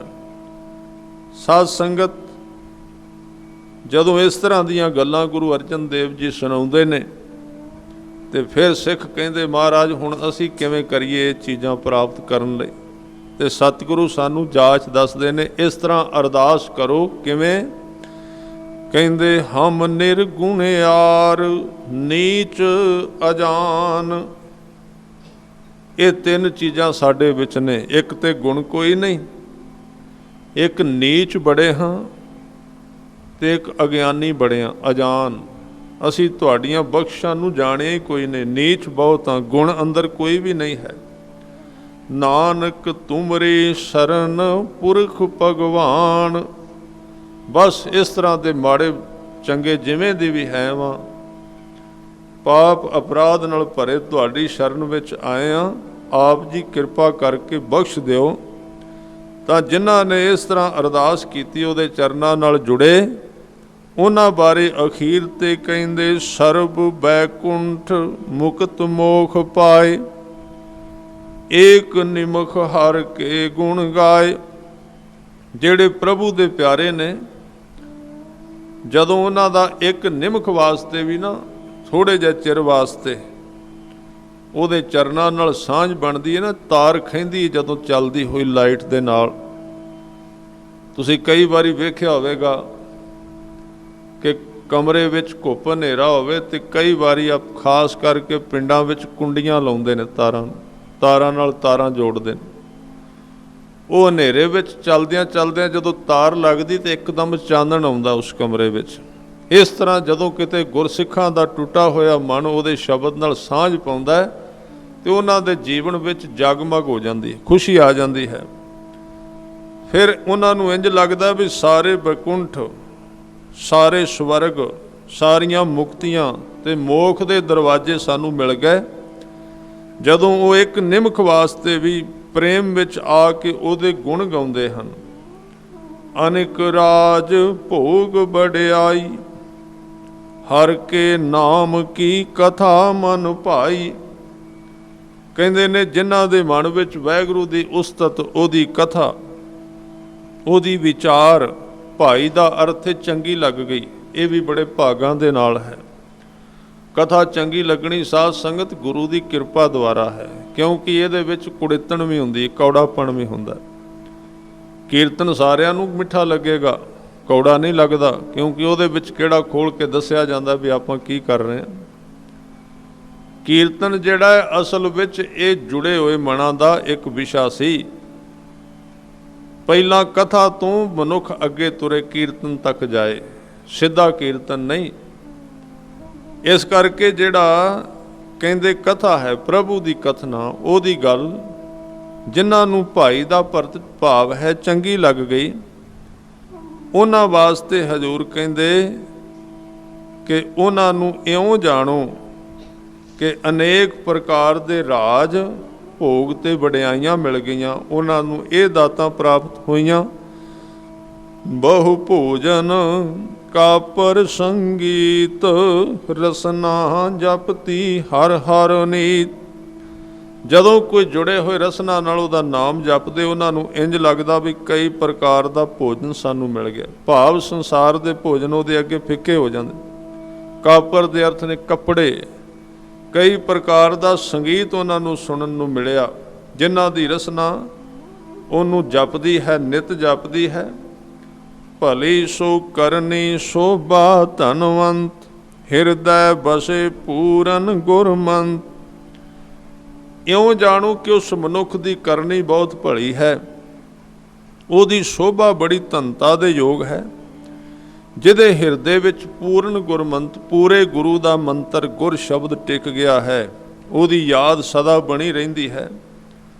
ਹਜ਼ੂਰ ਕਹਿੰਦੇ ਸਾਧ ਸੰਗ ਪ੍ਰਭ ਦੇਹੋ ਨਿਵਾਸ, ਸਰਬ ਸੁਖ ਨਾਨਕ ਪਰਗਾਸ। ਅਰਦਾਸ ਕਰਦੇ ਹਨ ਹਜ਼ੂਰ ਸੱਚੇ ਪਾਤਸ਼ਾਹ ਜੀ ਕਹਿੰਦੇ ਆਪ ਜੀ ਕਿਰਪਾ ਕਰਕੇ ਸਾਧ ਸੰਗ ਦਿਓ, ਗੁਰਮੁਖਾਂ ਦੀ ਸੰਗਤ ਬਖਸ਼ਿਸ਼ ਕਰੋ, ਸਾਧ ਸੰਗਤ ਦੀ ਦਾਤ ਦਿਓ ਤਾਂ ਕਿ ਸਰਬ ਸੁਖ, ਸਾਰੇ ਸੁਖਾਂ ਦੀ ਪ੍ਰਾਪਤੀ ਹੋਵੇ, ਸਾਰੇ ਆਨੰਦ ਪ੍ਰਾਪਤ ਹੋਣ। ਵਾਹਿਗੁਰੂ ਜੀ ਕਾ ਖਾਲਸਾ, ਵਾਹਿਗੁਰੂ ਜੀ ਕੀ ਫਤਿਹ। ਵਾਹਿਗੁਰੂ ਜੀ ਕਾ ਖਾਲਸਾ, ਵਾਹਿਗੁਰੂ ਜੀ ਕੀ ਫਤਿਹ।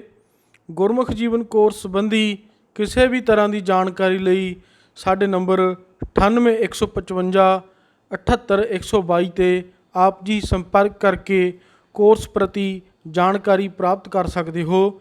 ਕੋਰਸ ਕਰਨ ਦੇ ਜੋ ਤਰੀਕੇ ਹਨ, ਆਪ ਜੀ ਡਾਕ ਰਾਹੀਂ ਕਿਤਾਬਾਂ ਮੰਗਵਾ ਕੇ ਆਪਣੇ ਘਰ ਬੈਠੇ ਇਹ ਕੋਰਸ ਕਰ ਸਕਦੇ ਹੋ, ਜਾਂ ਫਿਰ ਵਿਦੇਸ਼ਾਂ ਵਿੱਚ ਜੋ ਸੰਗਤਾਂ ਹਨ ਜਾਂ ਜੋ ਪੰਜਾਬ ਤੋਂ ਦੂਰ ਹਨ, ਉਹਨਾਂ ਲਈ ਗਿਆਨੀ ਜੀ ਵੱਲੋਂ ਆਪਣੇ ਨਾਮ 'ਤੇ ਜੋ ਵੈਬਸਾਈਟ ਹੈ www.gyanikulwantsingh.com, ਇਸ ਵੈਬਸਾਈਟ ਉੱਪਰ ਤੁਸੀਂ ਔਨਲਾਈਨ ਵੀ ਕੋਰਸ ਕਰ ਸਕਦੇ ਹੋ।